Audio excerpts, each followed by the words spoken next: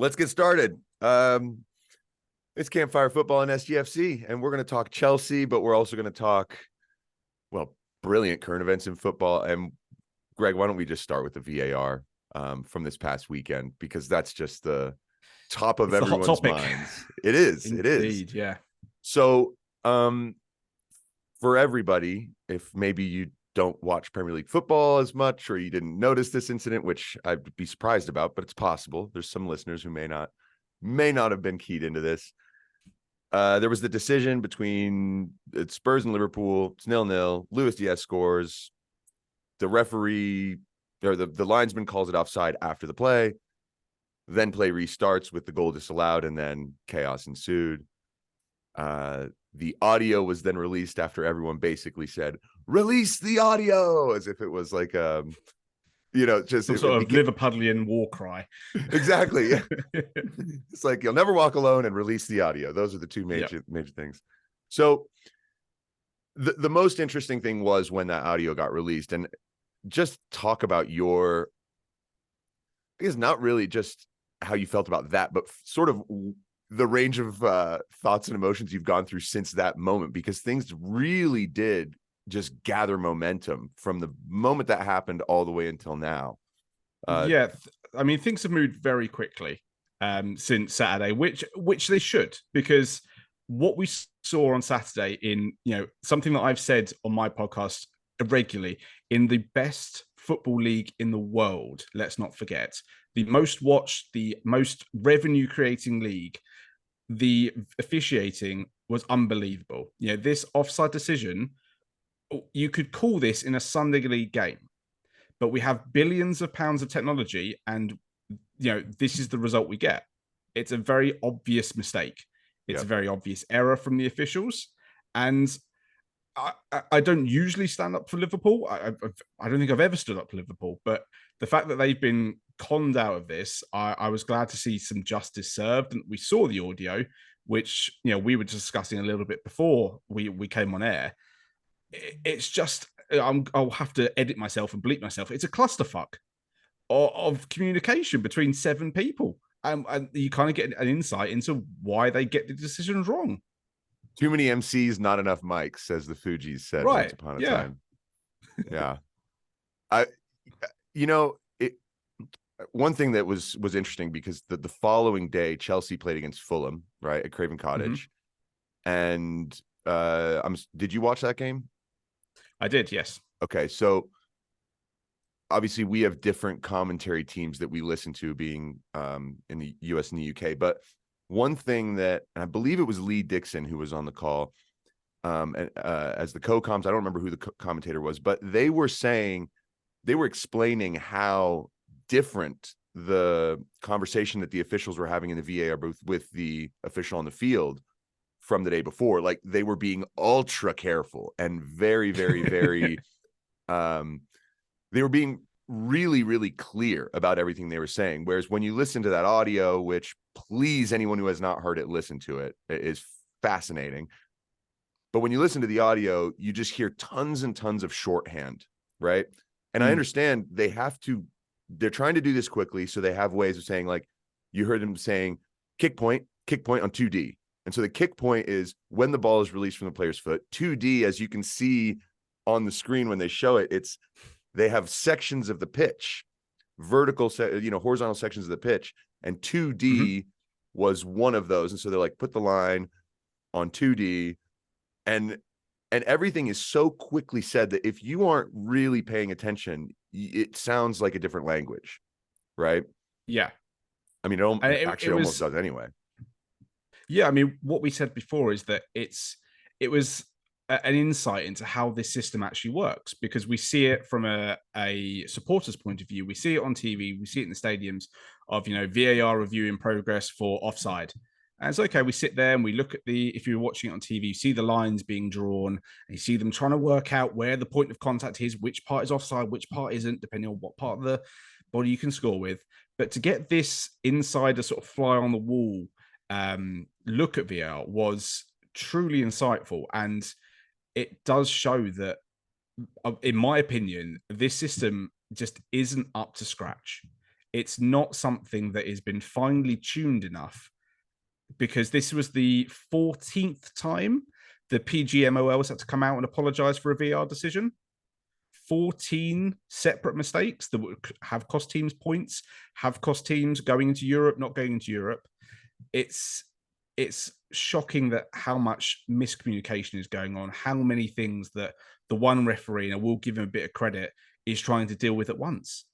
You said it there. It's not clear. They're trying to use all jargon language, but when you're trying to listen to this while the game is continuing, and you've kicked off again, or you've kicked off from a free kick, you're carrying on. You've got the assistants talking to you as well. It's not a clear and obvious system to be using to make these clear and obvious calls. Yeah, and one thing that I mentioned again right before we went on air was the fact that if you have like these sort of hosts of a review show or something, people who are broadcast hosts, they're very well trained at being able to in their ear hear the producer, someone else, keep the conversation going. They're trained in this. And then you see the picture of Simon Hooper going like this, and he's got like 5 guys all talking at the same time. Yeah. Being like, oh shit, we've messed up. Oh no, are you happy with this decision? And he's sitting there like, am I about to get run over by a bus here? Like, I am the one that everyone sees on the field, and exactly. Yeah. He is, referees are trained in refereeing. They're not trained in like being able to sort out 4 different voices in their head while also doing an extremely high pressure job that you have to be completely keyed in for. I mean, look, on the weekends, I ref like sort of small sided games for kids, like 8, 9 years old. Calling fouls is not easy.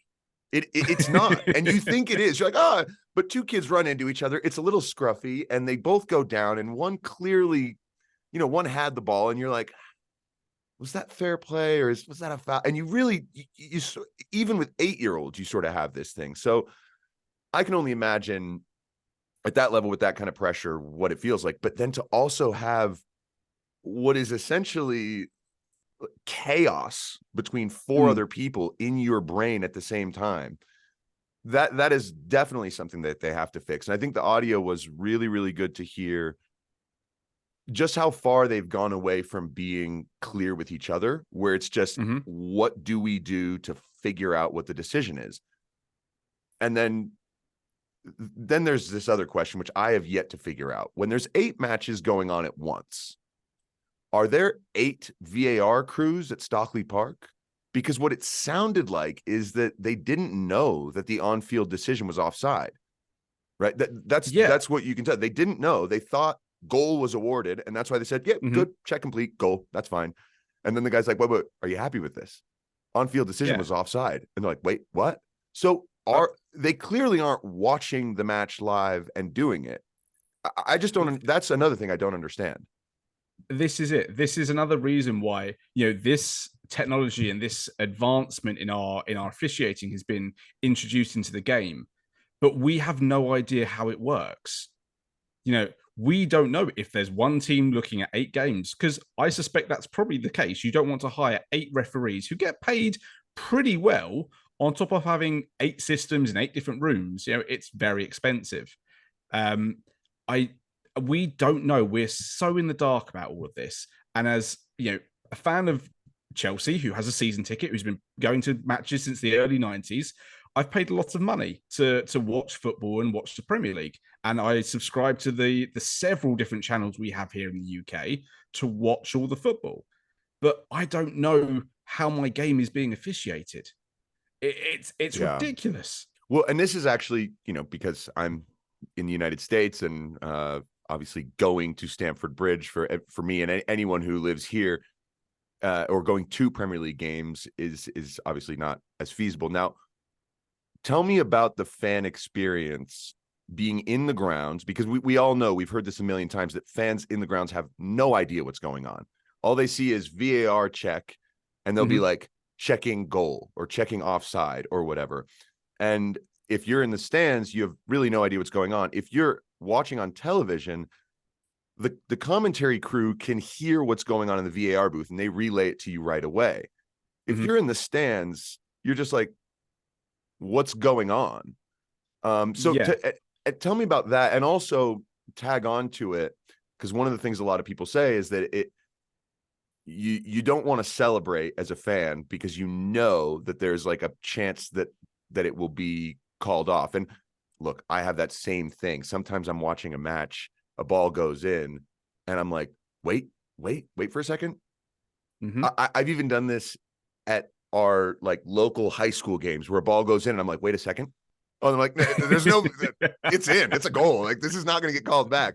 So it filters into everywhere. So tell me, from your perspective as someone who goes to Stamford Bridge, frequently, what has been the way that you and also other fans around, just what is the experience of VAR sort of looming way out in Stockley Park, far from the ground? How do people feel about that? It's changed the football experience. The live football experience is definitely a lot different to what it was 6-7 years ago. I've been going to see Chelsea. I think my first game was the 96-97 season, playing the original Wimbledon, not AFC Wimbledon. Little kid, loved it, great fun. In fact, the game was actually sponsored by like a chocolate bar called Yorkie over here in the UK, and I walked away with about 70 chocolate bars. Amazing. But the atmosphere inside Premier League stadium now is a bit more muted when a goal goes in. You do have the celebration, but you do notice, myself as well, and all the people I sit with, we take a little celebration when a goal goes in, but then we all stop. It's like we can't let out everything we want to, be it a last-minute winner, an opening goal against a rival. We have to have that wait. And everyone does sort of wait and kick around and see what happens. When it comes to VAR decisions just during open play, it's, we're left in the dark. We see the referee sort of, obviously he blows the whistle, stops the game. But what's going on? So, sorry, we're checking, the big screen, we've got, VAR review, possible offside, or, handball decision, red cards, whatever. And that's all we see. We see one purple board that says VAR review for red cards. And we're like, okay, obviously, if it's against Chelsea, we're saying that's ridiculous, no way, blah, blah. But it takes you out of the experience. And the whole stadium is sat there for 30 seconds. The whistles start, the booing starts, because we're not shown the offense. We're not shown, it's a lot harder to keep up with the game for some fans who, can't, who are maybe further away, or maybe turn their head to grab a drink or talk to their friends. And then the game's all of a sudden stopped. But there's no information. And there hasn't been. I don't think there ever will be, because we saw the controversy in the 2010 World Cup with the Frank Lampard goal against Germany, when they showed it on the big screens when they weren't meant to. We will never see it to protect the referees. It's probably for the best, if I'm being honest. But it's not good. It ruins the experience of going to watch live football. But that's a really interesting point, because I remember going to Stamford Bridge maybe 15, 18 years ago. And we went on this, I went with my team, and we went on this little tour of the stands. And the guy was saying, look, at most Premier League grounds, there aren't big screens, because if they show something, it might cause chaos in the stands and might create fights and stuff. And I thought that was fascinating, because I was like, I get it, but that also feels like a relic from the early 90s, 80s, when people literally went to grounds. There were a lot of people that went to grounds just to fight, and things were also, and so the question really then becomes, people are all asking for transparency. People want to know what's going on. If you show, say, the lines being drawn on the big screen in the stand or in the stadium, is that actually a bad thing? Is showing the incident again necessarily a bad thing? Now, it could maybe, like, if you take Malo Gusto's red card last week, right? On initial, when the challenge happened, I didn't think much of it. Similar to Curtis Jones, and then you look at it again, you're like, ooh, okay.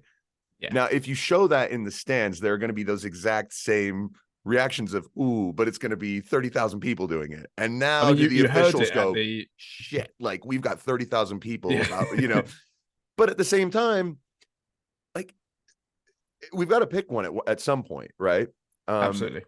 And I think that at this point, people are so frustrated that maybe the transparency and letting people just deal with it, in terms of, okay, you know what's happening. This tackle happened.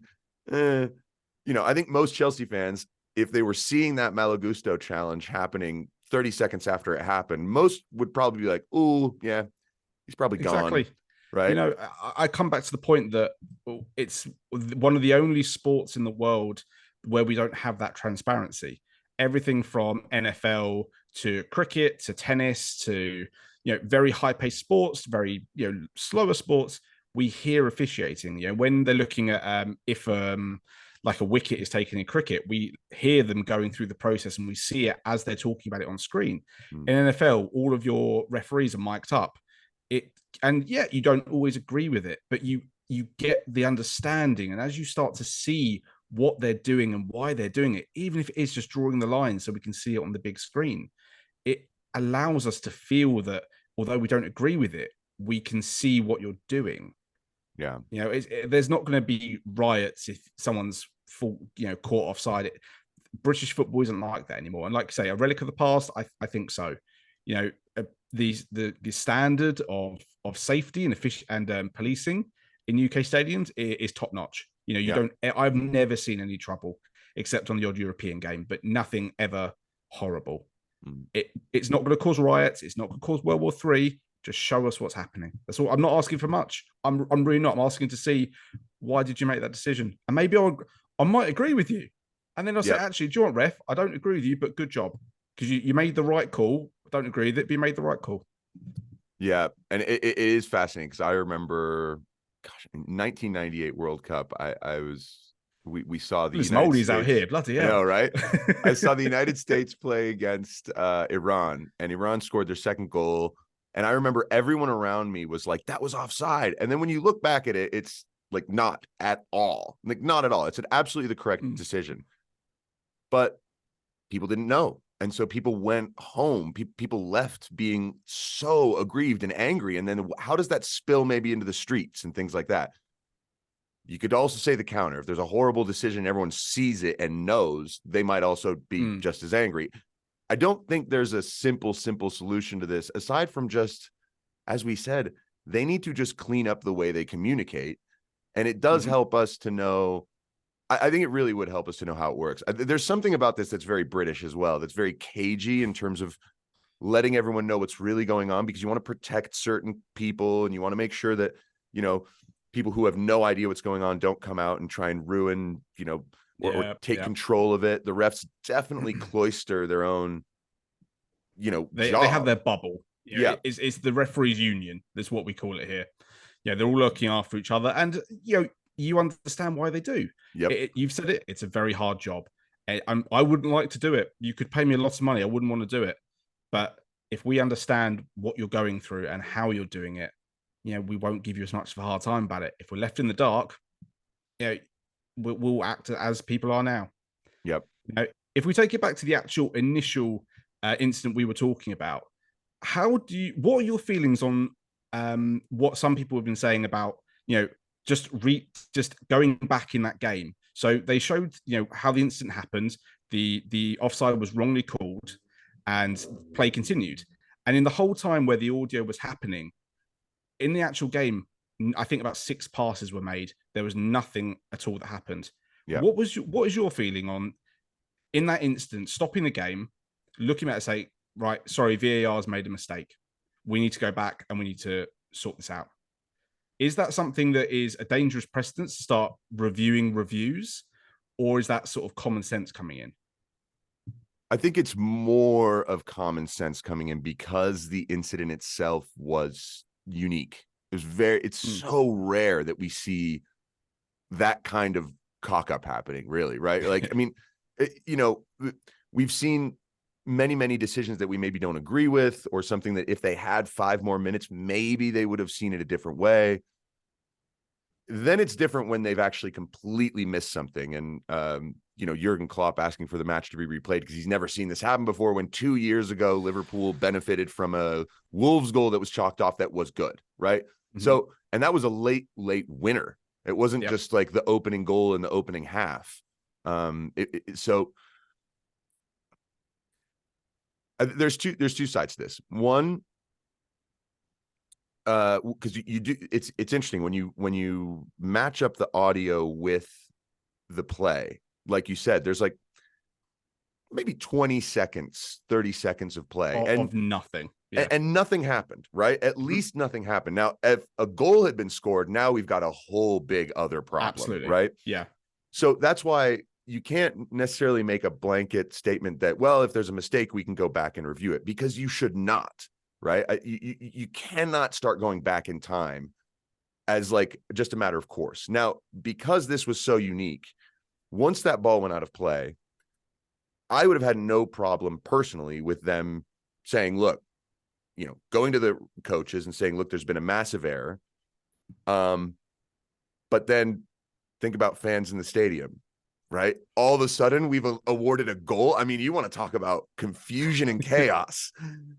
Everyone in that Tottenham Hotspur stadium would have been mind blown. Liverpool fans would have been like, wait, what? They counted the goal? And then all the Spurs fans would have been like, how on earth is this possible? Now, look, Ange Postecoglou, love the guy. I think he's very measured. He seems very, very, very sane in the way he deals with a lot of things.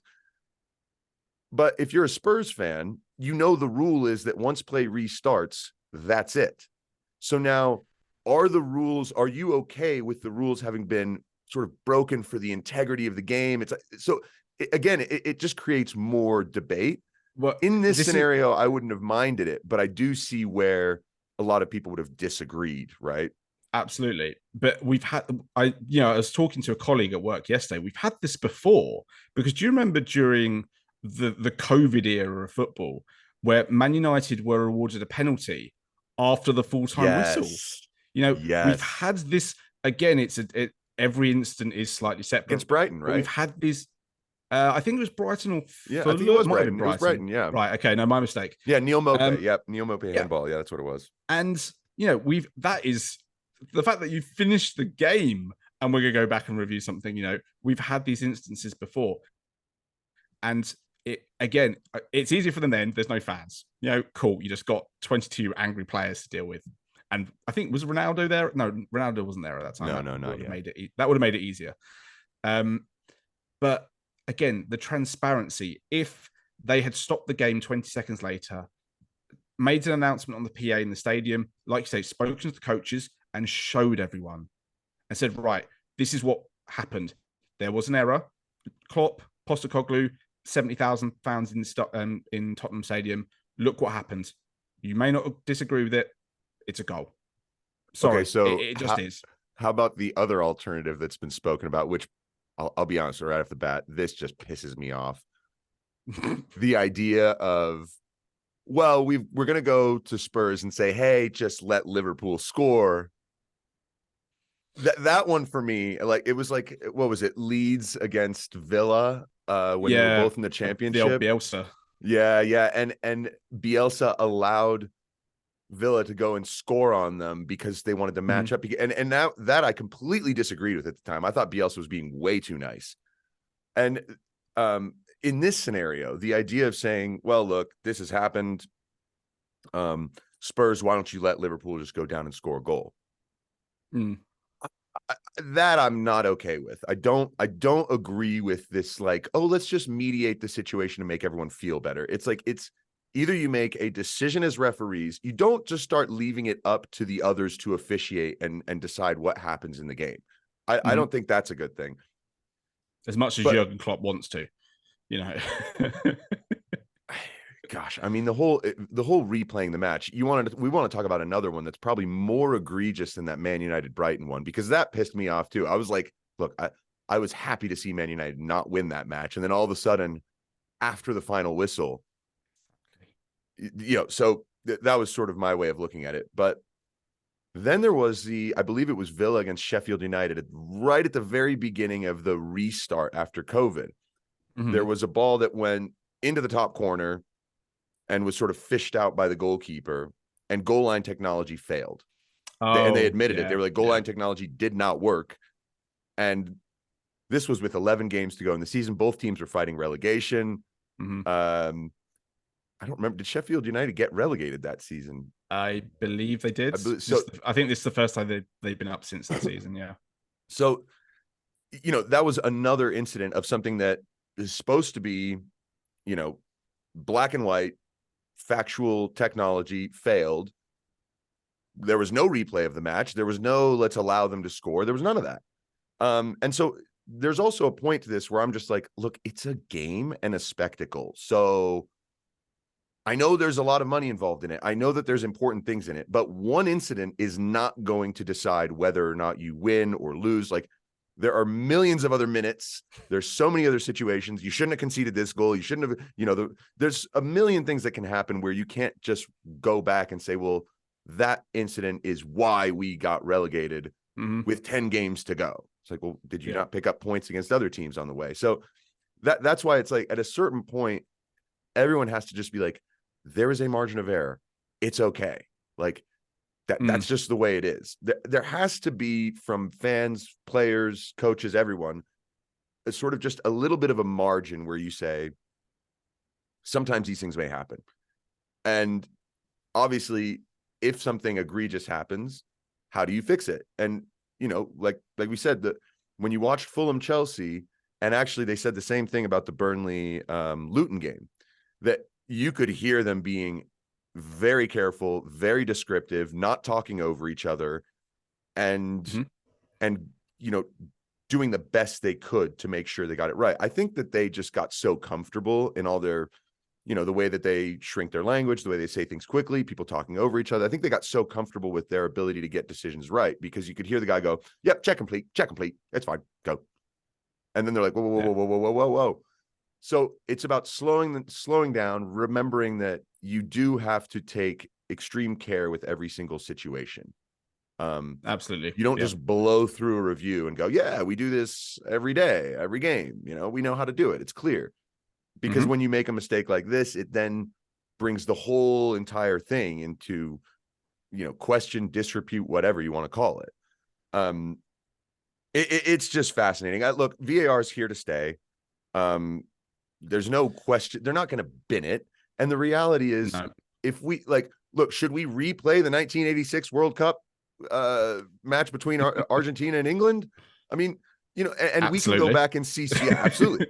And actually there's a really interesting pre-VAR incident of this, where final of the 2006 World Cup, Zinedine Zidane headbutts Marco Materazzi. Of course, yeah. Nobody saw it, but a fourth official, I guess either he did see it or he caught it on a screen or something like that, and then let the referees know, and they gave a red card. Right now, play hadn't restarted yet because Materazzi was on the floor, but the officials essentially missed it, and and someone went through correct. I do think the guy saw it on some kind of screen, or maybe maybe on the big screen. It was something like that.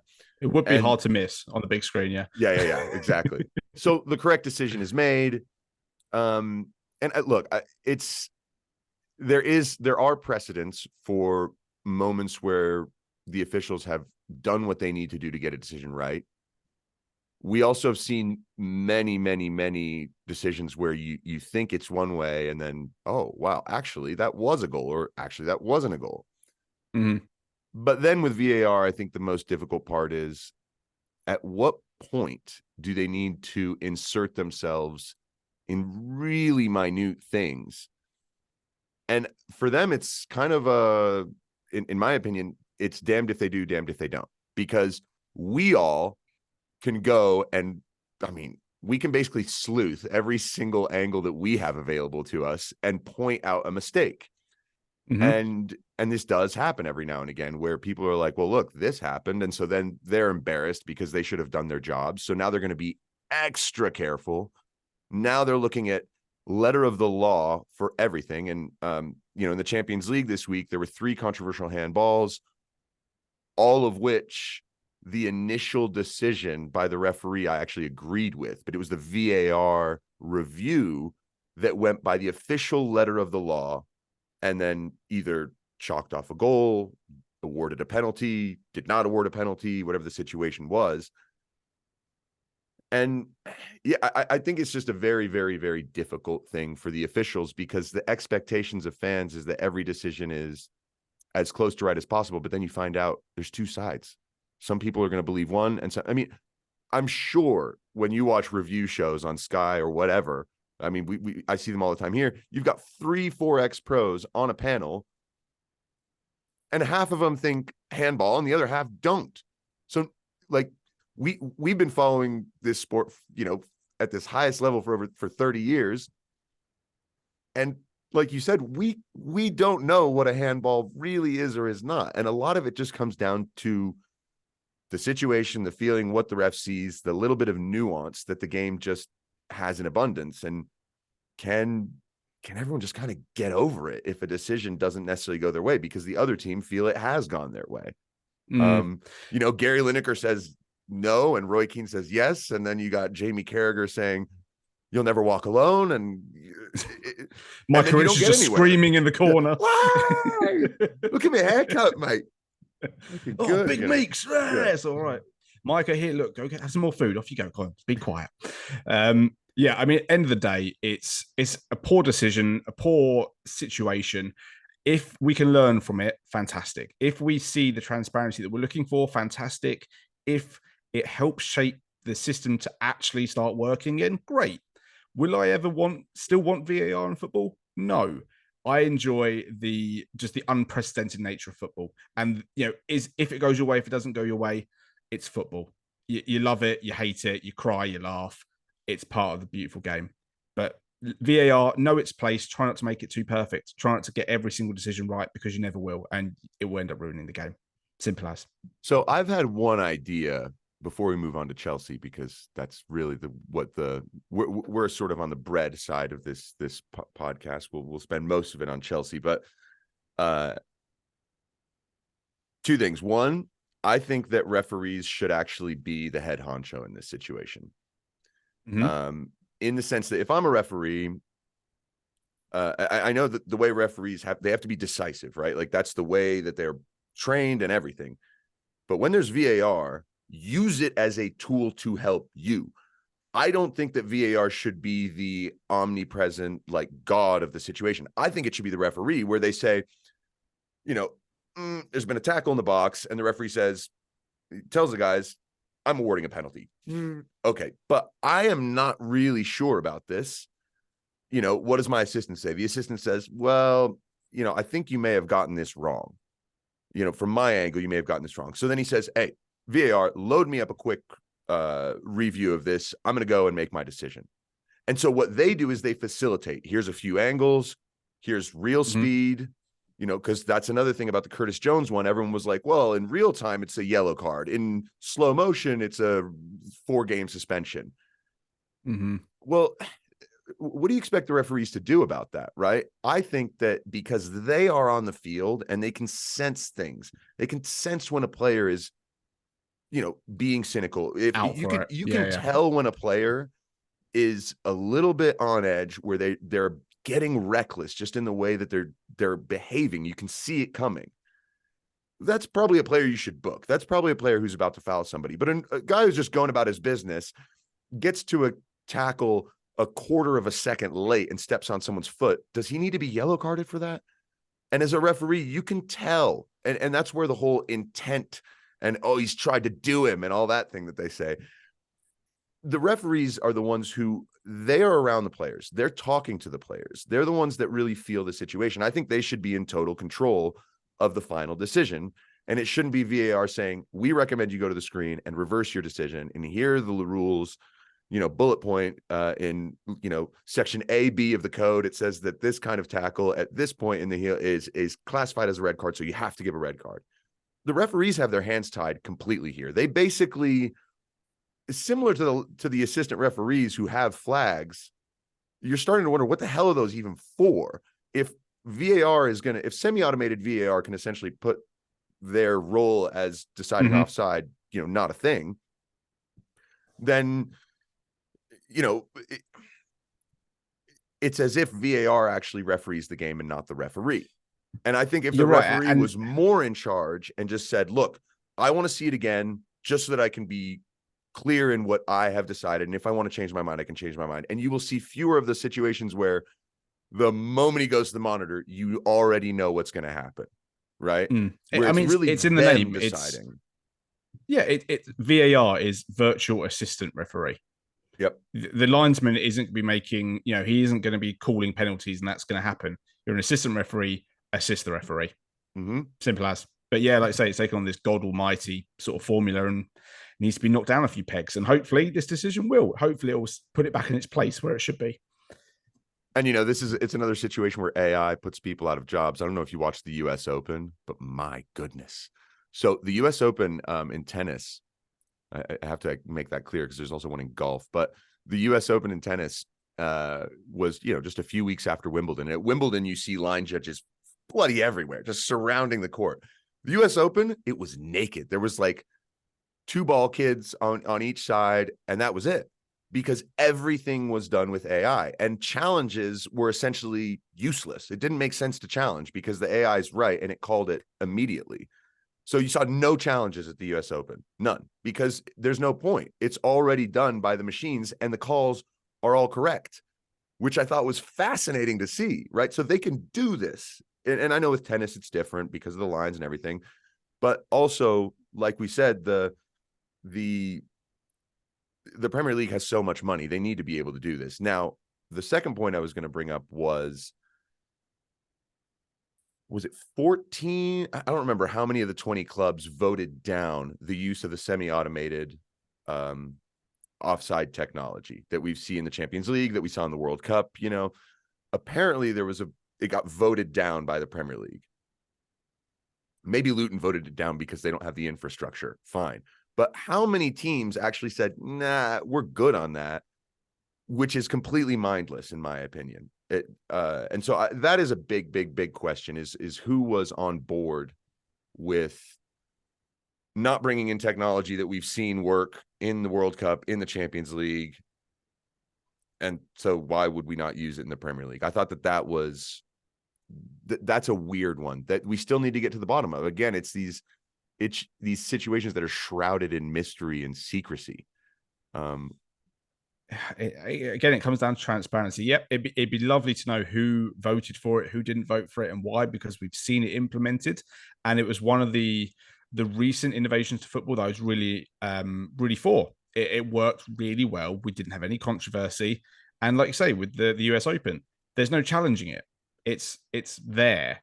It's done. You can't manipulate it. It's not because of someone's put the line in the wrong place, or someone said all clear, or decision okay, or whatever terminology they were using the VAR office. It's something that can't be argued with if the rules are clear, and you can program this to make the rules clear. It's done. I'd like to know why, but we never will, because they don't want us commoners and us fans getting involved in all these things and shouting our voices. We did it in the Super League and that was bad enough. But to do it to other leagues, can't have that. No, God, can't have the people paying the money to see these teams get involved, can we? I'm really cynical today, actually. That's okay. That's what VAR does to people. It just makes us, it gets us on edge. But I mean, look, if we all, as Chelsea fans, we know if goal line technology had been around in 2005, yeah. The ghost goal, as Mourinho calls it. No night in Istanbul, would there? Yeah, exactly. And so, again, it's where you go back and you think throughout history, this has always happened. Why all of a sudden do we need to be seeking perfection when it's never existed? And we all got on with it for decades and decades. So, yeah, VAR. We'll see if it improves. Again, I love the transparency of the video. If any of you have not heard the audio, go listen to it. It sounds like, I said Apollo 13 because that, we'll keep it at that. Also sounds like a plane crashing, quite frankly. It's just insane. Okay, well, let's Blues Cruise. Let's do this. Wow, our Chelsea in crisis. Well, as I like to think, nowhere near the level of Manchester United, but we also do have a goalkeeper who takes crazy liberties and looks completely relaxed while doing it. But I'd say things aren't so bad. And I was really, really, really encouraged with the general vibe of the team during the Fulham match. So Where do you think we're at right now? Where are we as Chelsea fans? Well, yeah, I mean, we started talking about this before Chelsea had beaten Fulham. We're like, we need to do a Chelsea episode. Are they in crisis? Because Chelsea, for the last season and 11 games or however much we're in now, we've always been teetering on the edge of crisis. Although, like I said, I think we use crisis far too much. Chelsea so far this season, I think if we hadn't got these last 2 wins, I would be using a lot more expletives. I think it's been a very, very poor start to the season. I think it's felt like a hangover from last season where it was just miserable. Yeah. And watching a Chelsea game was a chore. Going to Stamford Bridge was a chore. I did it more for the social experience than watching the football because we'd show up and I knew we'd lose. And it dragged on in the beginning of the season, when we lost to Forest, I was like, this is the same old rubbish, that we've put up with for a season now. But slowly, and I emphasize slowly, but surely, things are looking to gel a little bit. And I'm not sure if that's because the squad is a bit more shrunk down or if it's because of the manager or whatever's happening right now. It's starting to feel a bit more like a team. People start to know their roles. You can see a system of play working. You can see players who had zero confidence last season actually now start to find their feet a little bit. I'd say the relief on Mudryk's face, you felt it. And I was so happy for that kid because this season, the guy's tried. Like, out of all of our attacking players, the guy has run his socks off and he's pushing himself. And I will give Pochettino credit for sticking with him because that's what the guy needed. He needed 5-6 games of just get on the ball. Just get on the ball. Get on the ball. Touch the ball. Get a feel for things because you can't do it in 15 minutes. You can't do it in half a game every 2 weeks. Now he's got that run. Good on him. I'm really happy. But overall, I've got to say a C+ if I'm giving us a letter grade for the season so far. What about you? Yeah, I agree. C+ sounds good. There's plenty of room to go up from there, which is plenty. Good. And there's not plenty of room to go down as well. Well, I think F was last season, right? Just giant F. A 0 would have been relegation. But I think they ended up with like a 3 to 4 out of 10, we'll say. And I think right now they're sitting at a 5-6. Maybe like something fair, like that. Yeah. Look, it is a lot of young players. I think when you look at some of the lineups that we have, you've got guys who, I mean, this really is the beginning of their careers in a lot of ways. I mean, Leslie Ogachukwu, I'll be honest with you, I'd never heard of him. And I'd seen him play, but I just never registered because he doesn't do much he's just in the background. Yeah, I'd seen him play in Ligue 1, and I realized that after I sort of looked back, I was like, who is this guy? And I was like, oh, well, I must have watched him play because but I just don't remember him at all. So, you got a guy like him. Then you got a guy like Mudryk, who a lot of people have spoken about the fact that he has the potential to be a world, like a Ballon d'Or winner because of a lot of different things about him. There's people around him, coaches who have said, the sky is the absolute, like, who knows how good he can be. And then you watch him just in the last year and you're like, really? I mean, kind of, I see he is a fascinating case. But then there's also the players who were brought in early in the Bowley era that didn't work out. And a lot of those have already been shifted on. I mean, think of Aubameyang being one, right? Cucurella, who basically had a good start in terms of his first 2 matches for Chelsea, and then it just went off a cliff. And he's actually been quite good the last 2 games at right back. Imagine that. Yeah.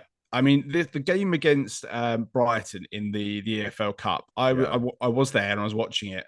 And I said to the guys, I was like, this is a man reborn. I mean, this is a guy who wanted out, who, very publicly made it aware that, Man United were trying to get a loan deal for him and he wanted the move. And you can't blame him. He wasn't playing. And when he was, it was 5 minutes here and there. But these injuries to Cole, to Chilwell and James seem to have done him the world of good. And if he can keep this momentum, he was getting a lot of praise in these last 2 games. You could see the fans saying, "Mate, keep going. We're loving the tackles. We're loving the energy there, and we're loving the physicality that you bring to this, because there's not a lot of Chelsea players that do." It was great. It was great to see, and just out of nowhere. Yeah, that actually came through on Sunday during the Fulham Chelsea match. Look, just watching on television, you could hear how much the Chelsea fans were backing him and urging him on. But that was probably the reason why the Fulham match was so, it felt like a corner turned, was, first of all, Caicedo finally played well. He did. Because he looked like an absolute waste of money in comparison to, say, Alexis McAllister, who was his partner last season at Brighton, went for 30 million to Liverpool. So Caicedo started to play well. Enzo is, I don't understand how he's as good as he is. It's shocking that he's actually completely worth the money. I mean, it's not even a joke. And I've been just blown away by how good he really is and how mature he plays for a young guy like that. But he and Caicedo were hugging each other when Mudryk scored, right? Yep. You could sense a sort of urging on togetherness in the team watching the game here. I mean, just on my laptop, I could watch it, and I was like, there's something building in the way the team believes in each other and is rubbing off on each other. And this is what's kind of cool about it. To me, I mean, they really did overhaul the squad. I think the only 2 players from the Champions League victory are Reece James and Ben Chilwell. I think everyone else from that team is gone. Thiago Silva, right? So other than those 3, you have a completely new team who, I mean, yes, these guys are happy to be, probably being paid very well playing at the highest level, but they also know, I mean, if you fail at Chelsea and they shift you on somewhere else, it can, you ain't got a lot of options. Yeah, it can damage your career, because you may be on too big of a contract for someone that wants to take you, and then the club just kind of filters you out on loan, and then your career just sort of peters out. And we've seen it with many players. And yes, we've seen some go away and, do a Kevin De Bruyne or a Mo Salah. But I do see this as a young group that is like, we have got to find a way. And if we stick together and work together, things will steadily improve. And that Fulham Chelsea match really did feel like there's an energy there.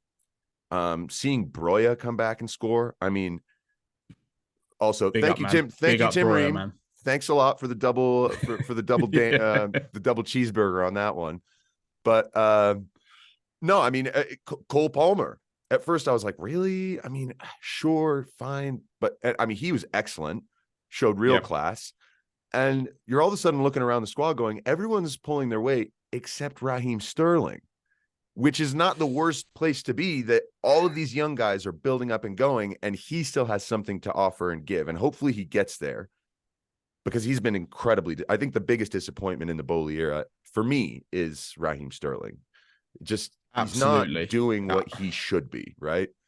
No, not at all. I think the only person for me that outdoes him in being useless was Romelu Lukaku. But I know that wasn't really a Bowley era signing, but since Bowley's come in. But yeah, Raheem Sterling, he doesn't. The thing about him is, again, compared to these young players who really sort of, like you say, give a damn, and they're pushing and they're striving together. When you watch Raheem Sterling, he doesn't give it. He just sort of walks around and he's waiting for something to happen. And it's my biggest gripe with the Chelsea team in general, but focusing on Raheem Sterling is that he will not lead from the front. He will never be the player to say, guys, I set the level here. Yeah. You follow me. Someone like Eden Hazard, Frank Lampard, Didier Drogba, all of these players in Chelsea's history, Raheem Sterling will not do that. And he has no intention of doing that. He's happy getting paid 325 grand a week. He didn't come to Chelsea to be the leader. I don't think he wants to be the leader. He's here to do his job, and he doesn't have that fire inside him. And I'm sure he would say different if you interviewed him. For me, he just doesn't have the Chelsea players, not players, the Chelsea fans on his side. We see him come on, and it's it's a little, okay, cool, give him a little applause here and there, but you never, when, other players come, when Breuer came on, the screams around Stamford Bridge when he came on against Brighton were like, Breuer is back, thank God. And this is an academy player, Raheem Sterling, international, Man City, glorious amount of cup won, but Chelsea fans don't give a crap, because you get the intent, you get the feeling he doesn't give a crap. It's interesting because my view, and look, I think if you're in the stadium, you see a lot that you don't see if you're just watching on a screen, right? You get to see him off the ball when the cameras aren't on, when the ball's away, you can see maybe his demeanor. And here's my biggest issue with Raheem Sterling. I actually think he's trying too hard to be the head honcho, in the sense that like he will demand the ball and be like, I'm on the right side, give me the ball. I'm going to start this play. Sort of the way Eden Hazard used to do. He used to sort of sit on the sideline and be like, just give it to me. I'll figure it out. Right. And it seems that he does that at times, and he'll get frustrated when someone doesn't give him the ball, and he'll get angry when he's sort of open at the back post and they don't cross to him and they shoot instead. But then the problem is he's guilty of all of those same things as what is supposed to be the guy with his head screwed on straight, the guy who makes good decisions in attack, the guy who at times I'm like, why are you dribbling? Just freaking pass the ball to one of your teammates. You're trying to do this all yourself. And so there's this weird place where it's almost like he thinks he is the best player in the team and should be sort of the leading goal scorer, the leading all this stuff, but he's not delivering A, individually, or B, as a team player. And I mean, good. His great game against Luton, fantastic. Well, Luton are a championship side. They're a championship side. And I think that's telling, that the only match he's been a difference maker was against a team that was essentially just poor. And in other matches, it's like, if you get him off the field and you put in someone who just wants to work for the group, you might get more out of it. So I see a weird thing where it's he seems to care, but more about if he's contributing rather than if he's helping the team, right? I can see that. It's you can see it as more a bit of an egotistical kind of situation. But I think I speak for a lot of Chelsea fans. Well, I would much rather see Ian Maatsen on the field than I'd see Raheem Sterling. Ian Maatsen, young kid, again, yes, linked away in the previous transfer window to Burnley, but he's come in, he's taken his minutes well, he's not moaned, he's gotten on with it, and he seems like he wants to make a mark at Chelsea. And that's good. It's the minimum Chelsea fans demands. You come in and actually want to make an impact. And you look at all these young players, you look at people like Jackson, who he has his off moments, I like 5 of them, I like him. Yeah, I think he puts himself around maybe a little bit too much and talks to the referee way too much. But he wants to get in there. He wants to get stuck in. He wants to drop deep and get the ball. He wants to body people. Great. All these other players are doing this. Levi Colwill's come in and made a difference. He was a bit shaky at first. He was finding his feet in that Chelsea team. But the fact that he could now outrank sort of Benoit Badiashile when he comes back to fitness is only going to do good for Chelsea. No, I think he wants to be there. Colwill's exceptional. I was looking at the England, just sort of looking at the England under-20s that won the Euros, and then thinking about the generation, not the guys who are 26, 27, the ones that are under 25.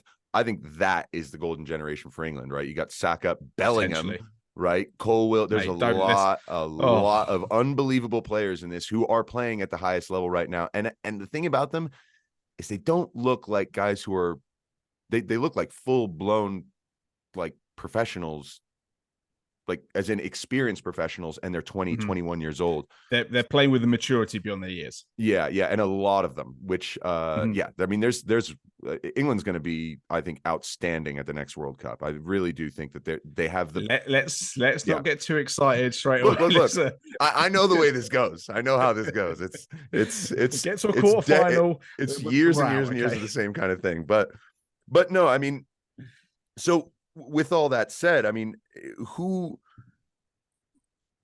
of the players who are sort of newer to the squad, who's impressed you the most? Not necessarily one individual, but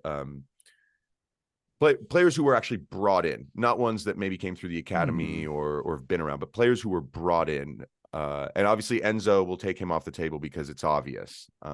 Sure. But who else that Yeah. was brought in? I mean, Are you quite happy with? I've been, I mean, if you'd asked me this at the back end of last season, I would have said Noni Madueke. I think he went on a really good run the back end of last season, and he doesn't seem to be in Pochettino's good books right now. You know, there was that social media video of him out partying when he wasn't in the squads and all this, and hopefully he can put that behind him. But you've mentioned him already, Cole Palmer.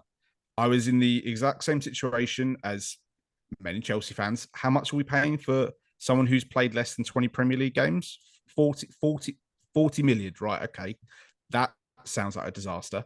And he looks gangly. He looks a bit Peter Crouch-esque, not obviously nowhere near as tall, but he hasn't got much meat on him. And you're just like, what is he going to bring to this team? He's not a striker. He's not, he reminded me of Kai Havertz. And I was like, for the love of God, we've just got rid of Kai Havertz. I can't be dealing with another player who hasn't got a position. But the last 2-3 games, the guy gets the ball and he's gone. He turns and he's like, right, who wants this?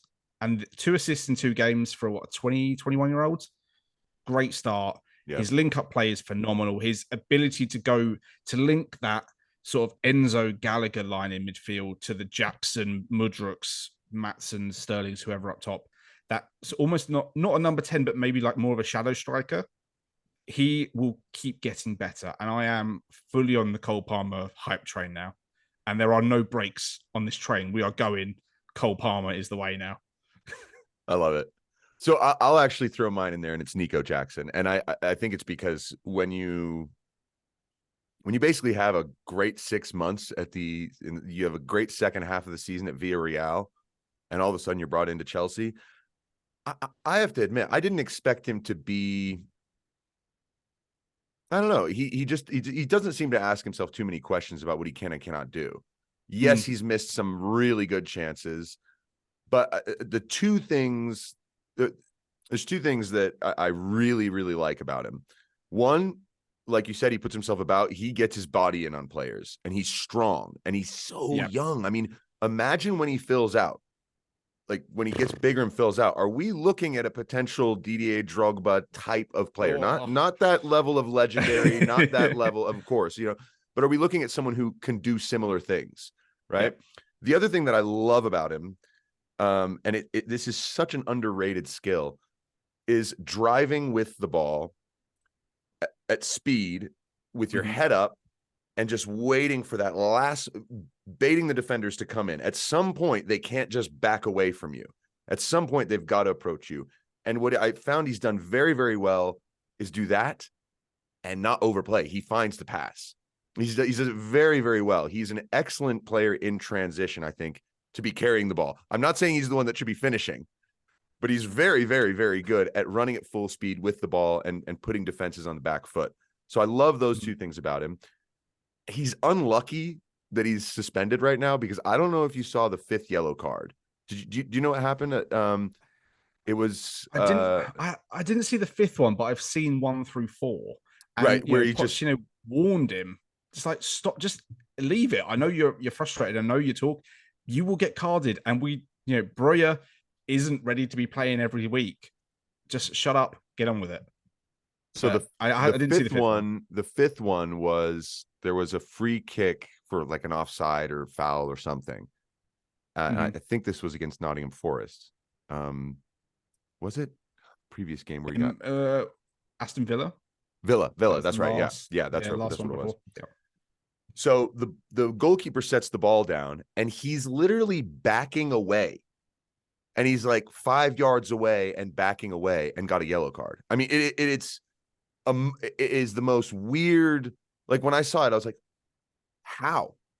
Like how? You can stand in front of a free kick and just stand there, and we see it all the time. Yep.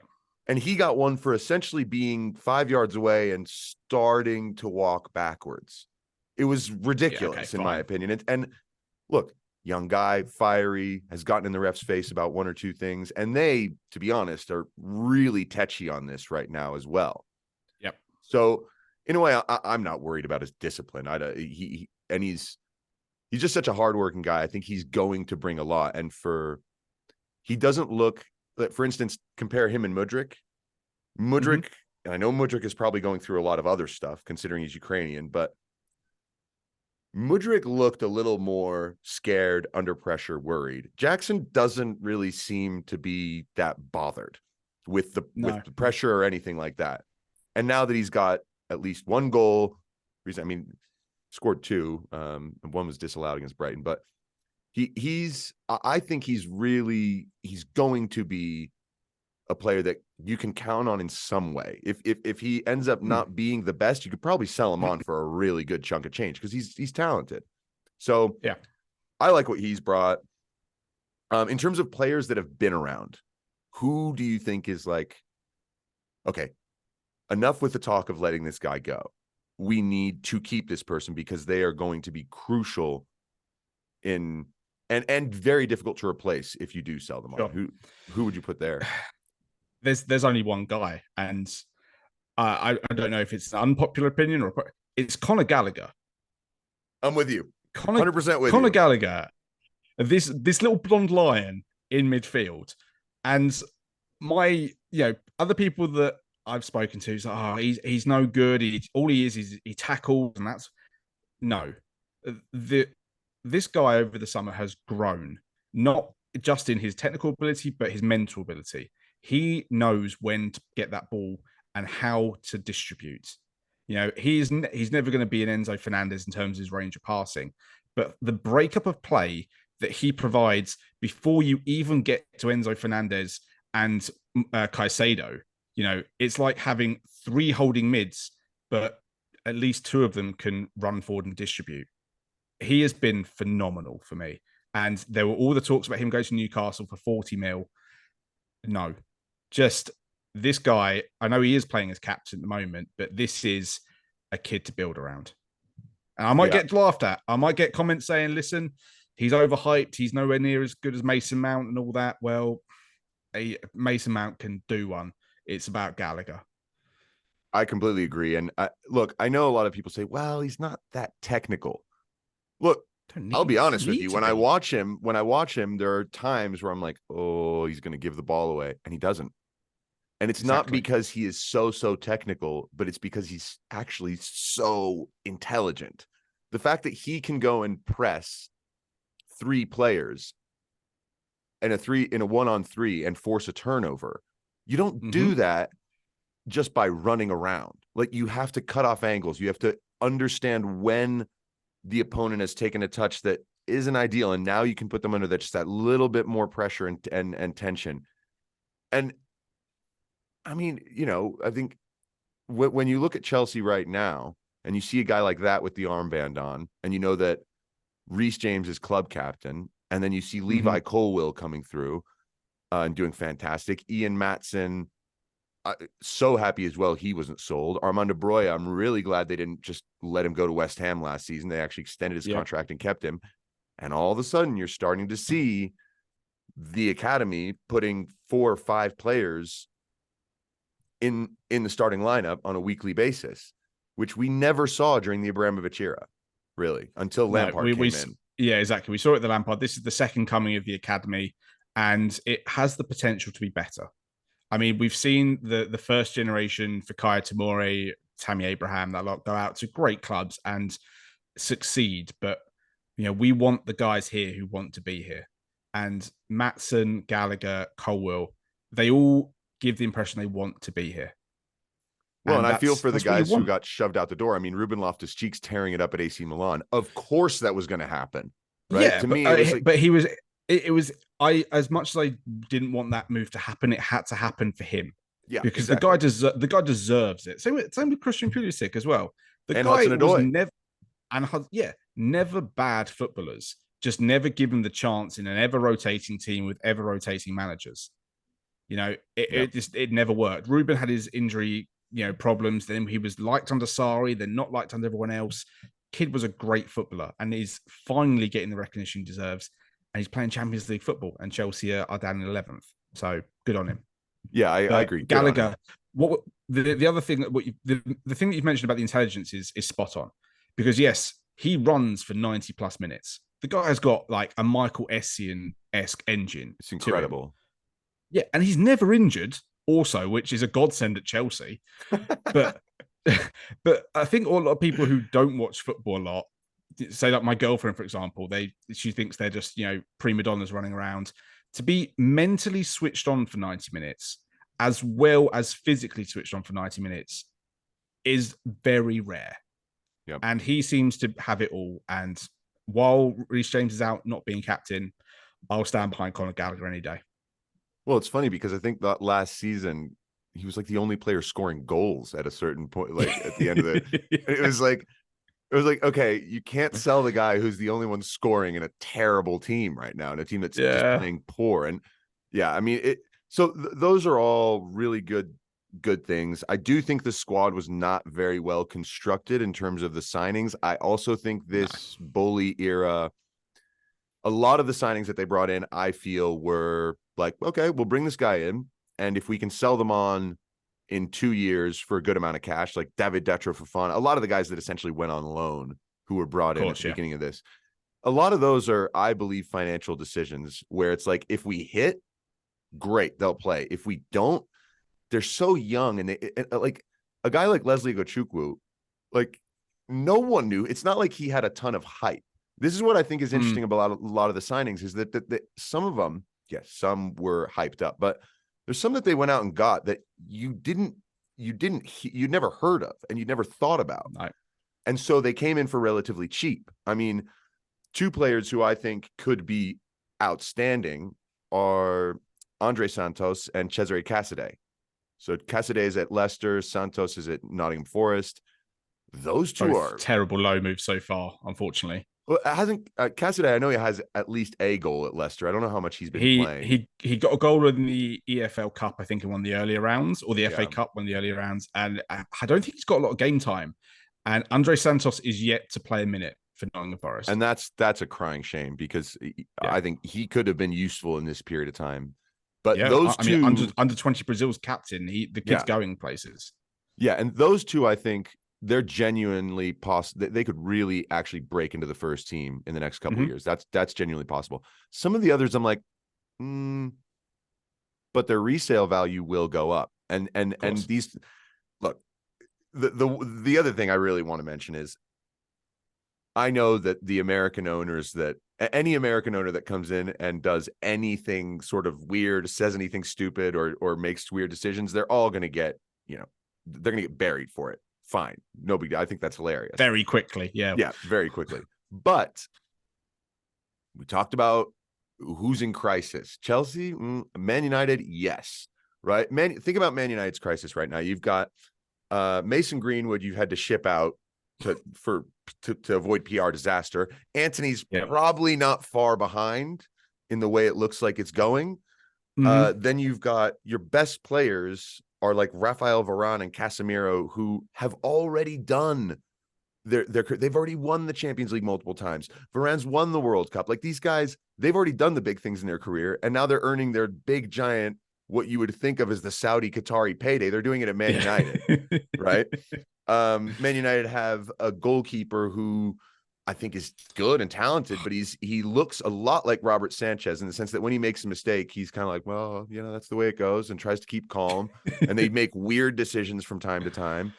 The loss that they had to Galatasaray this week was just shocking. I mean, it was terrible, absolutely terrible. But I see a lot of aging players and listless players.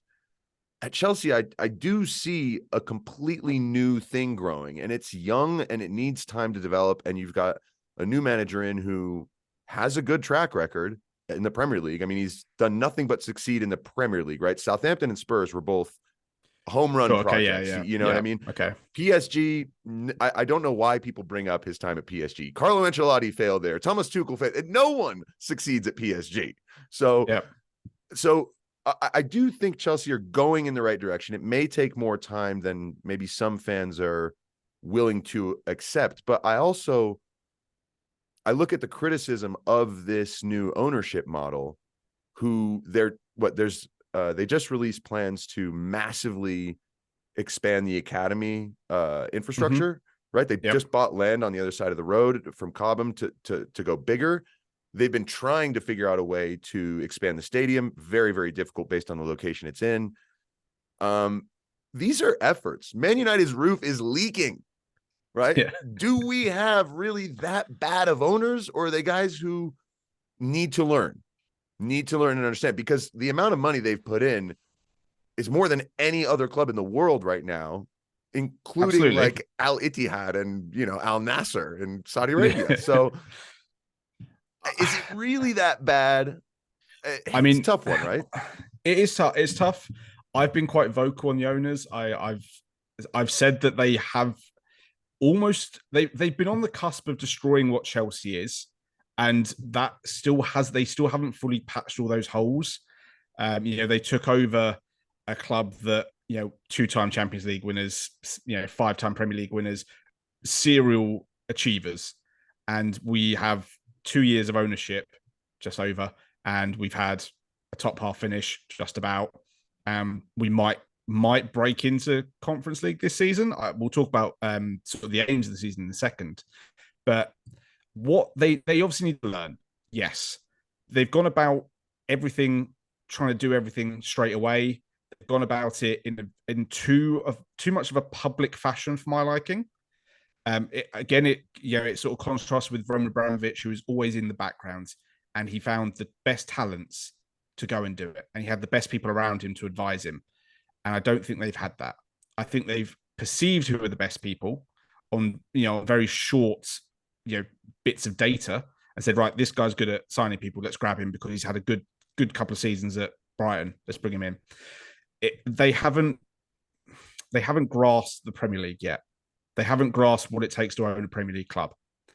And I see all these videos of them walking into the dressing rooms after the games, especially losses. It's just not what you do. And it's common in America. Oh, yeah, I know. Isn't it in the NFL that the owner of the team picks up the Super Bowl before the team? All the sports. All of the sports. Can you imagine that happening here? It would be outrage. But you need to do it in a less public fashion. Stick to the boardroom. We don't want to hear from you. As Chelsea fans, I don't want to hear from you. I don't want to know, oh, well, we're doing this great thing. Bring out the PR statements. I don't want to see you on TV. I don't want to see you giving lectures at TED Talks and whatever about owning a Premier League club. Get the right people to do it. Get your Maria Granovskaya's, get your Bruce Bucks, get the people to do the right jobs, and the club will run itself. Just make sure you've got the best people, because they've been doing it too far. He's been at every game so far, I think, which is great. It's good to see, but just get out of the limelight. And he's probably loving it. I'm sure he's got a little WhatsApp group with all the other American owners in the Premier League, because there are a lot now. There's like 12 or 13. They've definitely got their own WhatsApp group, and they're all chatting to each other. So I'd see me on Premier League tonight, and this, that, and the other. Mate, supply the money, make sure the club runs well, make some money as well, make it profitable. That's all we need from you.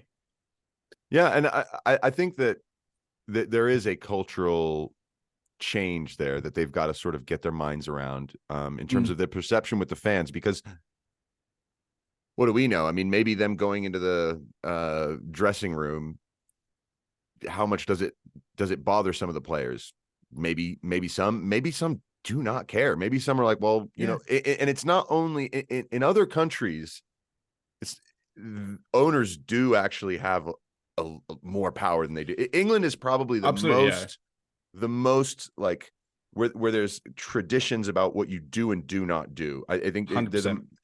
And like we've said, it's like, stay quiet, right? Like, we don't want to hear from you. And we talked about with VAR, this, like, we don't want to say anything. We don't want to come out in public and make ourselves look dumb.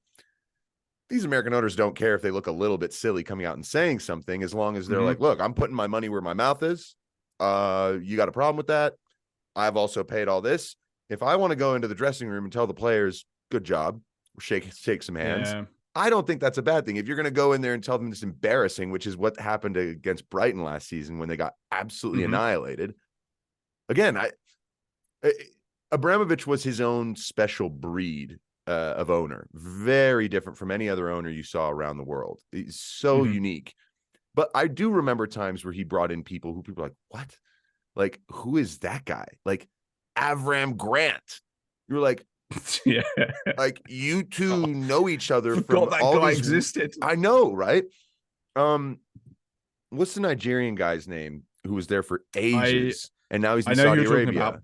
Yeah, I don't know his name, but I know who you're talking about. The guy who controlled transfers and player contact and everything. He was like, he got plucked out of absolutely nowhere to start doing that job. And so there were some appointments that you're like, this is not best in class. This is someone you like, who you think will work well in this. Now, there is a talent to plucking people out of sort of obscurity, putting them in a role and having them succeed.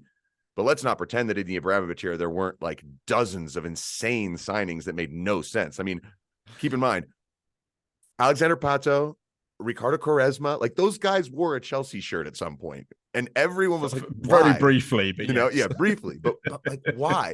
So with rich owners, you're always going to get flops. If they're willing to spend their money, you're going to get flops, but you're also going to get home runs. And I just think that looking at the squad right now, there are definitely some players that will probably not work. It just probably will not end up happening.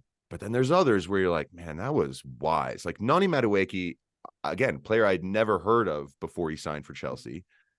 And I know he's gone through a few things lately, but I know he was also sort of struggling with an injury. That's something that people said. So I think he's a dead cert that if you want to sell him in 2 years, you can sell him for double what you got him. I think they got him for 20 million, right? Yeah, roughly.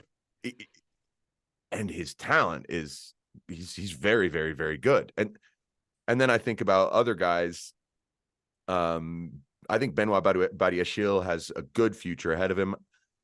I don't know what's going to happen with Wesley Fofana, who I've always rated, but the ACL injury 2 years after a leg break, that's tough. That's tough for a kid. And I wish him the best to be able to come back. Reece James is maybe the largest concern because it's like 5 hamstring injuries in 2 years. Yeah, and he makes the team so much better, right? But there's a lot of good things. I mean, Malo Gusto, I was impressed with. I didn't think he would be as good. I saw him playing for Lyon last season. I was like, this guy's a little rough around the edges. Chelsea, you know, Caicedo, I was not remotely convinced in terms of for the money. Would he be enough of a difference maker that essentially he's undroppable? I don't know, but it could get there. So, and then we have to wait for the cavalry to come back. I mean, don't forget, we signed Christopher Nkunku, I think 7.5 years ago, and he's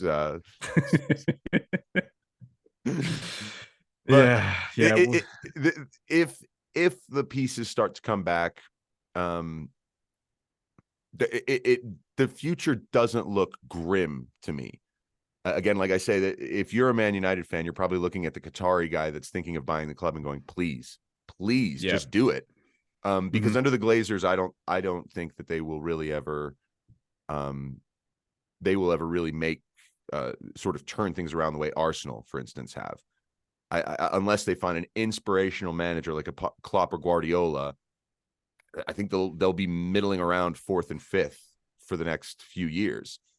And I do think the future is brighter for Chelsea than it is for Man United.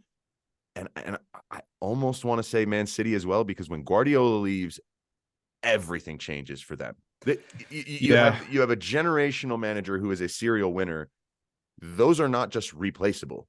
Like we've seen that Mourinho, Conte, like who do you replace Guardiola with? It's like it's a mirror image to when Sir Alex Ferguson retired at Man United.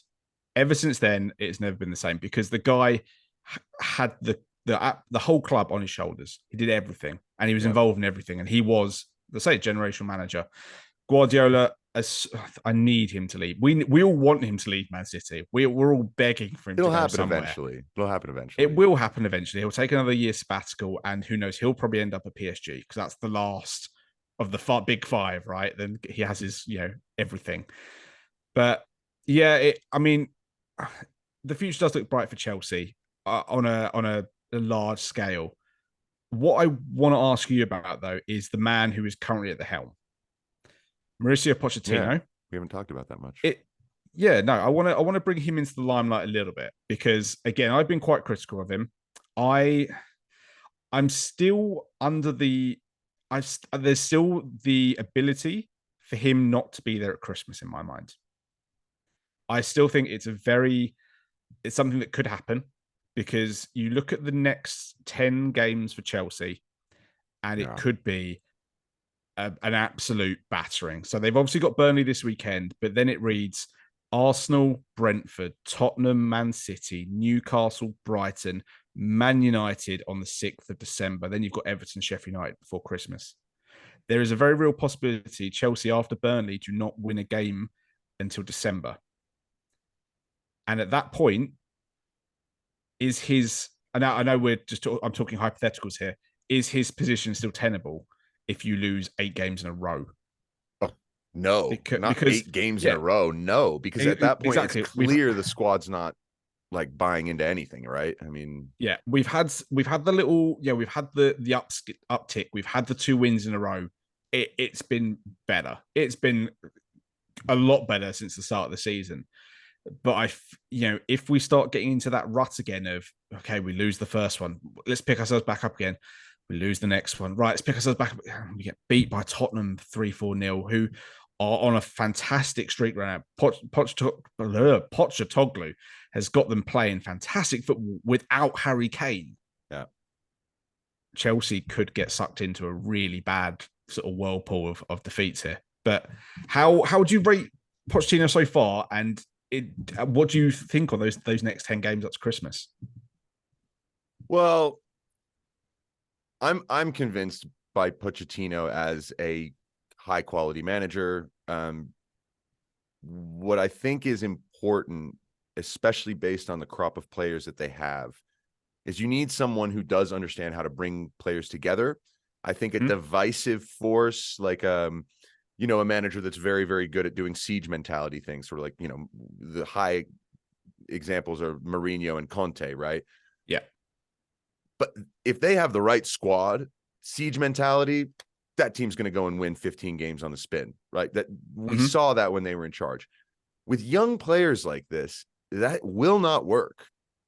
And you do need someone who, I mean, look, the fact that he decided to stick around and just play crossbar challenge with Mudryk to improve his confidence, right? Like those are little things where I'm like, you're really keyed into, you have the emotional intelligence to understand what the players need. He's trusting in players in ways that we wouldn't have expected. I mean, Mark Cucurella at right back, like, yeah, bold call. and he's playing better than he has in over a year, right? Yeah. These are little things where how actually bad can it be, right? I think Graham Potter was just unlucky. I think he showed up at a moment where it was like, hey, captain the ship, there's tidal waves and everything coming on, just see if you can keep us afloat. And they were like, look, we've got too many leaks, out you go. Pochettino, I think, is on a 2.5-year deal. So basically cutting him loose won't cost much. If they desperately need to, they can. Which I think is good as well for him to be like, look, they'll put faith in me, but if things really start going bad, they won't hesitate to get rid of me. Okay. What do you do in that scenario as a coach? I think the number one key, and this is what it's either, if there's the number one key to avoiding the sack, is having buy-in from your players and your dressing room. If there is a collective belief in the squad, you'll look at young players and go, they'll turn a corner. But once the dressing room starts to fall apart, you have to get rid of the manager. And I think Pochettino's wise enough to know how to keep enough, not even just enough, but the vast majority of the players on side, so that even if they do get beat by Spurs, they might beat Man United as well, right? So I can see this run of games not being 8 losses. I can see it being 2 draws, 2 victories, 3 losses. Not good. But Am I just too cynical in for my that. own good? Is that what it is? No, I actually really believe that that's the worst it would be. I really don't think it's going to be. I think that's, and I will accept that based on where things are going. Again, there's so many important players missing, Absolutely. and the fact that he's getting a tune. I mean, for Malagusto, he was looking great, and then he gets himself red carded, right? Like, it's just so many things that compound, and so. I've always liked Pochettino. I've never had a feeling from him that he oversteps, gets too cocky, that he puts himself too much in the middle of things. At Spurs, I mean, Dele Alli has played well under one manager. And that says a lot. Like, now that you look at how difficult of a lifetime he has had, and that for a small period of time, everything was perfect. You have to give Pochettino a certain amount of credit for molding the way that Spurs team was. And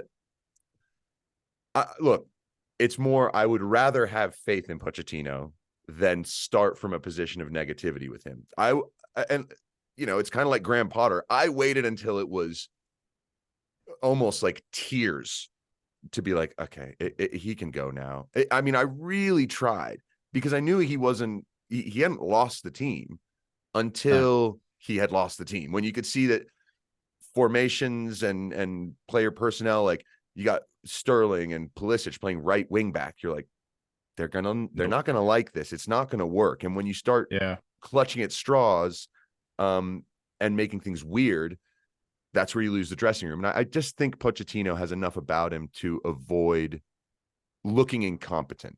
Put it that way. If results go really, really, really bad, they go really, really bad.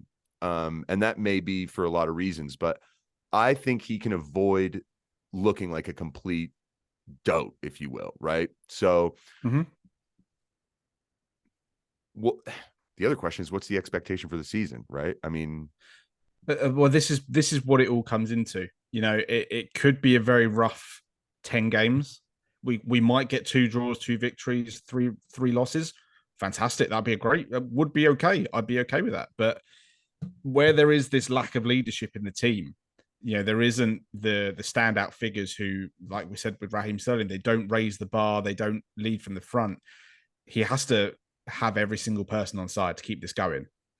And yet, what is the realistic expectation from Chelsea?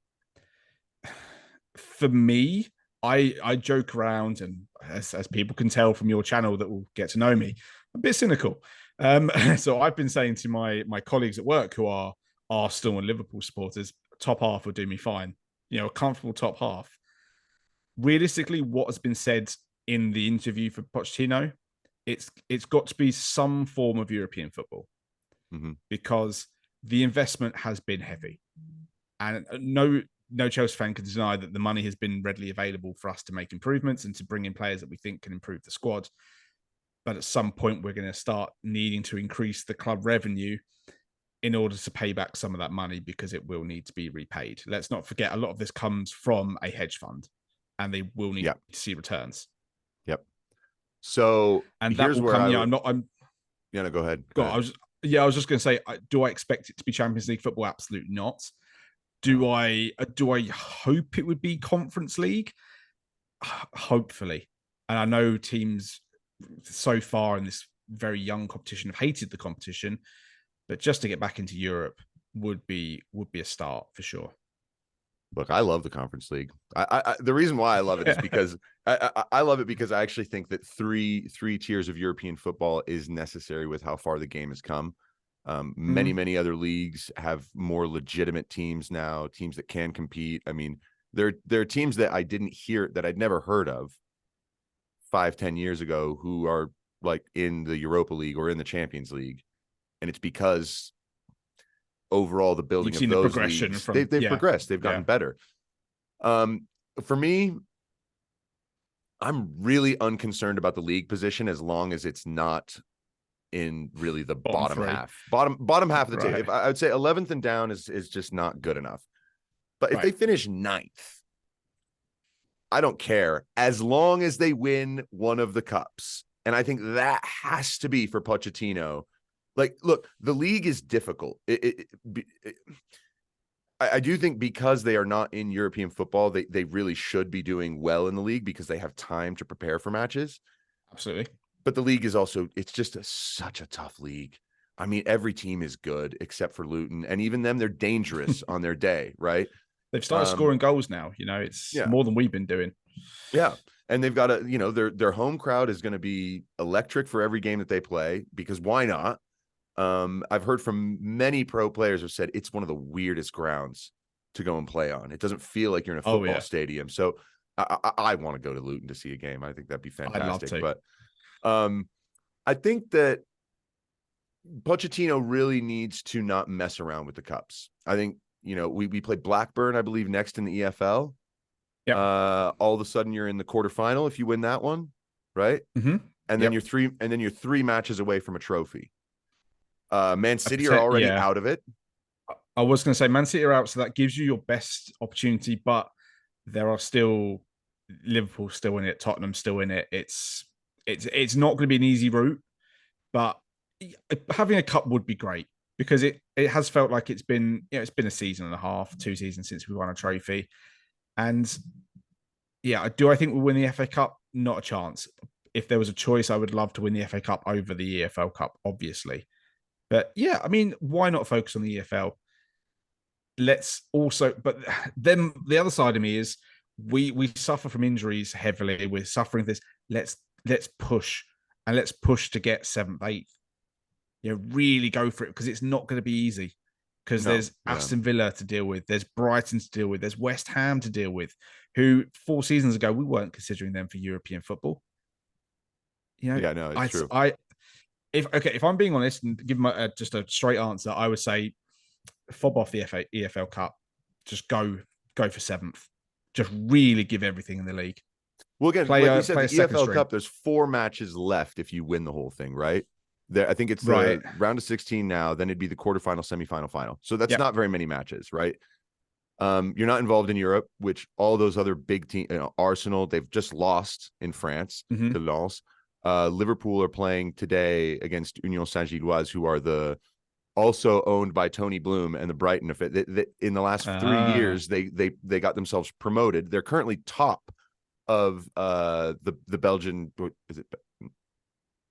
Yeah, Belgium. I think it is Belgium. Yeah. They're currently top of the league, and they're in the Europa League. So, it's and Liverpool are playing them today. It's Man United have got to figure themselves out in the Champions League.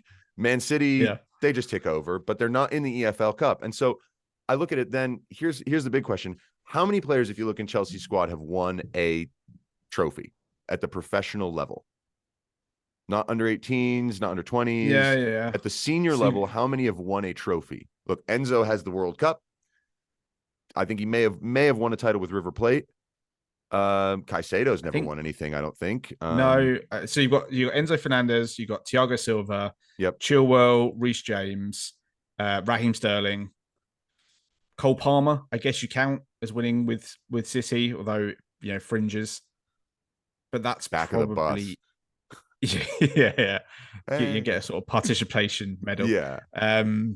But imagine, just essentially think of the value for those young players of winning a trophy. Yes, I know the EFL is below what Chelsea would consider, but then how does that gather momentum? Do you remember Mourinho's first season? The Carling Cup, as it was called, I think at the time. The Carling Cup, yeah. Everyone was like, this is a second-rate trophy, which it is. I don't think it should exist. It was created in like the 50s just as a money grab anyway. So if you get rid of it, no one will care, I don't think. But what I thought was very interesting is that was the first time since I'd been paying attention that a manager came in and said, it's a competition. We're winning it. And that final between Chelsea and Liverpool felt like an FA Cup final. It was just unbelievable tension. And then Man City decided we're going to take this competition seriously. So they win it 5 out of 7 years. Like that. If it's good enough for Pep Guardiola to go and try to win it every year, it should be good enough for every other manager because clearly it's a springboard, right? If you win a cup in January, well, it was and even Man United, actually, they won that trophy and then they had a good run through the rest of the season to finish in the top 4 places. So yes, it may be just symbolic, but for young players and a club that is really needing to totally re-energize itself. Look, the Champions League victory from 2 years ago, like we say, almost no one's around. It's like it's almost as if it's from the distant past. This is a completely new thing. And when there was the revolution, Abramovich came in, did the exact same thing as Bowley, signed a ton of players. Just him, Joe Cole, Glenn Johnson, just going off. It's just Damien Duff. I want them all. Give them all to me. Damien Duff, Petr Cech, Iron Robin, Mattia Kesman, Adrian Mutu. Cocaine smuggling. Hernan Crespo was brought in, and he did fine, but he was not like really. He never was what he was at Chelsea for what he was in Italy. And no. And so it's a very similar revolution, and that the first trophy was the Carling Cup, and so that's why I kind of say, why not? The FA Cup's a little bit more of a challenge, and the games are happening at a crunch time in the season where I would rather they're focusing on the league for April, May, instead of like, can we go to Wembley? Buddy, do it now when there's less in the way, and that trophy might just help some of those kids. And we don't know, but I mean, you do really put up a compelling argument, and the dynasty sort of comparison, I like it. It's good. I start somewhere. I just wouldn't want to risk it the way we've been. I can just imagine, we beat Blackburn Hill, we draw into the next round, we go into the next round, and we lose someone for another 3 months. And it's not an Ian Matson, it's a Caicedo, it's a Fernandez, it's a whoever, it's a Robert Sanchez, who maybe it's better he sits out for a little bit at the moment, but I just wouldn't want to take that. Yeah, I just wouldn't want to take the risk right now. I do like it though, and like I say, you've made it far more romantic than I was ever thinking about it. Yeah, go back in the past. Yeah, but we'll see. Maybe Pochettino thinks the same way. Like say, he's very clued into the psyches of the players, and he understands that what a feeling can bring. The fact that he keeps that crate of lemons in his office. No, I didn't hear about this. Tell me about this. So it's been found out that he keeps a crate of lemons in the corner of his office, and he does all his meetings. It's the Athletic reporting. He does a lot of one-to-one meetings with every player. He sits and talks to them in his office and does what he needs to do. But the idea of the lemons is that it sucks in all the bad energy, and so every week he replaces his lemons with fresh lemons. It sucks out all that bad energy in the player and in the atmosphere and all this. And maybe a Carling Cup would do, or not a Carling Cup, an EFL Cup would do that as well. It would be one giant lemon and then push Chelsea on. I like it. It's better than garlic. That stinks as well. At least lemon smells nice. Yeah, that's the thing. They look nice. They smell nice.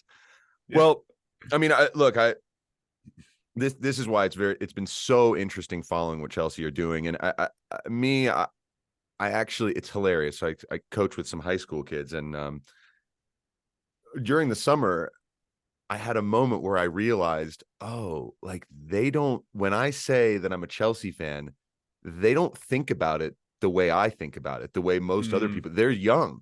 They have not really seen Chelsea be great much in their lifetimes, or at least since they've been paying attention. So when I said I'm a Chelsea fan, literally 8 kids just started laughing at me. And I was like, what? This Spurs kid was like, oh my God. I was like, oh, that's how sort of bad it's sort of been for the last few years. Yeah, and I was like, when the Spurs fan is laughing at you, that's when it's gotten real. I was like, dude, who are you laughing at? I mean, I know our trophies are recent. Like your father was alive. Exactly, but it is very interesting when you realize there is a slightly different view that has been slowly building about what the club is, and they have been a little bit of a laughing stock over the last year and a half, 2 years, and but for me, I'm like, it's not staying that way. We're not going to be a relegated club. These guys have put so much money in. It has to work at some point. Yeah. Again, I compare it to Man United. You don't know when that's going to turn around. You really don't. Whereas with Chelsea, you're like, look, the amount of money they're putting in, the players that they've bought, at some point you get the right formula, whether it's the manager or the right starting lineup. And once it starts moving, they could really be challengers. So I'm far more optimistic just because I'm like, look, we're not one of those clubs that's about to like potentially be relegated in 3 to 5 years because the owners are gone. Tons of debts need to be repaid. Players are getting sold, and you do a Leeds United from the early 2000s, right? That's not what's going to happen. So at some point you get lightning in a bottle. And I do think that's where Chelsea's going. That may be overly optimistic, but I see in the next 2 years, within the next 2-3 years, they're title challengers for sure, in my opinion. Now, the question is, like, is there anything before then?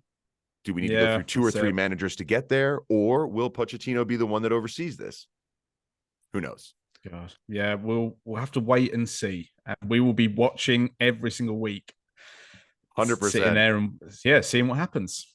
We're there for the ride. It's a marathon, not a sprint, right?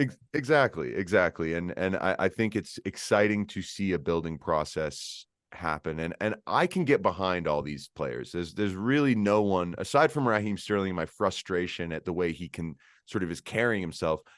I love everybody else. I think they're really interesting, and some may not be good enough really. And we'll end up I don't think Cucurella really is ever going to be quite at the standard, but if he can at least rebuild some confidence, show he's not useless, and then potentially be able to move on to somewhere else, and then you replace him with a better player. Again, these are situations where I see improvement coming rather than shit, this could really go downhill, Yeah. Well, my battery is on my computer's pretty much down to the last 6-7% here, and I've had to take a leak for about 45 minutes. But so Greg, you're now holding down the fort on your own here for SGFC. And I'm fascinated to see the more stuff you do. I love the fact you've been doing more shorts and more small content just to keep up with things. So and I like see the ring in your eyes every time because you got that. Yeah, exactly. Yeah, I mean the SGFC it will be rebranded. I will be coming back bigger and stronger. Back stronger as the Crouchy Podcast puts it. Yeah. There will be a rebrand on the way, so stay tuned for that. But at the moment, all the social links are at SGFC Podcast.